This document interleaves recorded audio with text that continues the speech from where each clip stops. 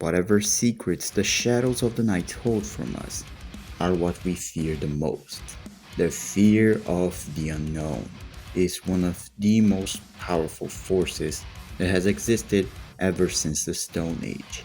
And these two theropods embody this fear to a T. On this side, ARK Slasher, Megaraptor Celeradus, and on the other corner, the mysterious and enigmatic killer from Primal, the Nightfeeder. Both of these cryptic theropods will be facing each other in a fight to the death. But who's gonna win? Be sure to comment down below who you think is gonna win this fight. And without much further ado, let's begin this matchup.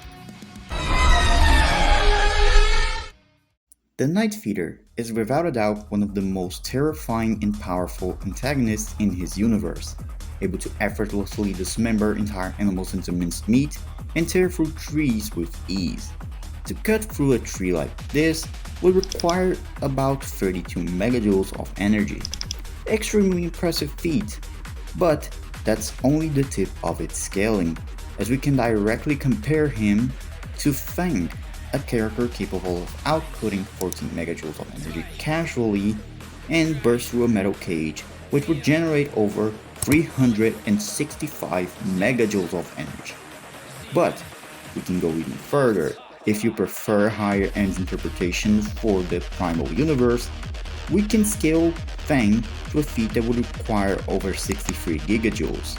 That is the cave collapsing, where she causes an earthquake with her loud roar. And we know that these are consistent because even Fang herself was scared to fight the Nightfeeder head on, meaning that at the very least they should be relative in terms of power. And now for speed. Both Fang and Spear are able to run at superhuman speeds, casually so, and both of them are still kept on their toes by the Nightfeeder. But if you want to scale their speed even higher, you can argue that they should be able to dodge actual arrows, which usually are within the subsonic ranges of speed. And no, he doesn't speed blitz them, so we cannot say that he scales higher than they are, given that even when he caught them off guard, he couldn't catch them. Not to mention they both trapped him in a circle of fire, so it's safer to say he is as fast as Fang and Spear. So, to summarize, Nightfeeder is within the building to large building ranges of attack potency and durability, and for speed, he is within superhuman to subsonic in terms of reaction, combat speed, and travel speed. So now, can its opponent actually stack up? The movie slasher of ARK is by far one of the most well-armed duelists of Valguero, striking fear into the hearts of any survivor who dares set foot on its hunting grounds. But how powerful is it really? For starters, its most casual feat easily reaches 1000 kilojoules by how high and how fast he is able to land on the ground after jumping over 19 meters up. But that's child's play for the Valguero slasher, as we can upscale it from creatures like the Ceratosaurus, who are able to run through massive boulders, which would yield over 500 megajoules of energy, with even larger boulders being as low as 6.6 to as high as 31 gigajoules of energy. But not only are they strong, but they're also really skilled, as they not only rely on their claws, but also utilize a pounce attack that can hit with so much force it stuns opponent for a brief period of time. But now, how fast is the Megaraptor itself? While its normal running speed is only about 23 miles per hour, its speeds actually surpass that, as not only are they able to slam back into the ground at 50 miles per hour, but they're also able to keep up and fight with survivors who are able to move and perceive projectiles that can travel either at 55 or even 300 meters per second, putting their reaction speeds at the subsonic ranges for survivors. And the Megaraptor tags them with their actual taming method, putting their reaction skills to the test.